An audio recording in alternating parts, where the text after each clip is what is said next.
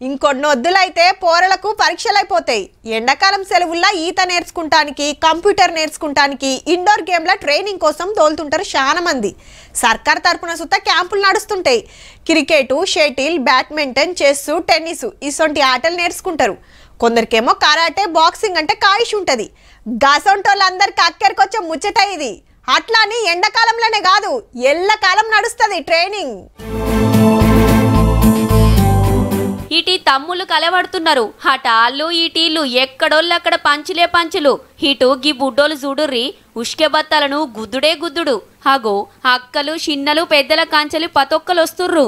పొద్దుగాల 5 గంటలకే షాలైతుంది. పొద్దు మాపు నడుస్తుంది.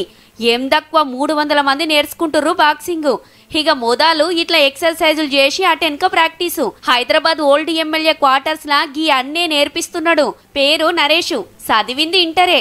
అసలు ఈ బాక్సింగ్ ట్రైనింగ్ సెంటర్ పెడతానికి పెద్ద కథే ఉన్నదుల్లో. గుడి మల్కాపూర్ మార్కెట్ల హమాలి పనిచేసేదట. మొదలు కుస్తీ పట్టు నేర్చుకొని అటెన్క బాక్సింగ్ లకు దుంకిండు.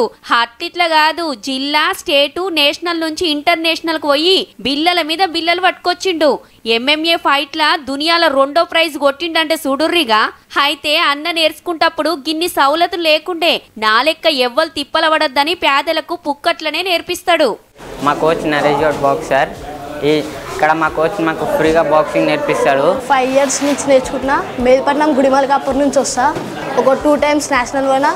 ఉన్నోళ్ళ తన సుత ఎక్కువేం తీసుకోడు.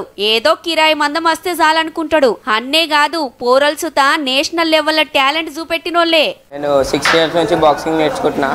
నేను 4 time national medallist. And it's been a really great experience. Maharashtra Nagpur పట్నం నుంచి చదువుకొని వచ్చిరట గీ అక్కలు. హీలే కాదు, IAS కోచింగ్ తీసుకున్నటోళ్ళు సుత వచ్చి బాక్సింగ్ నేర్చుకుంటారట.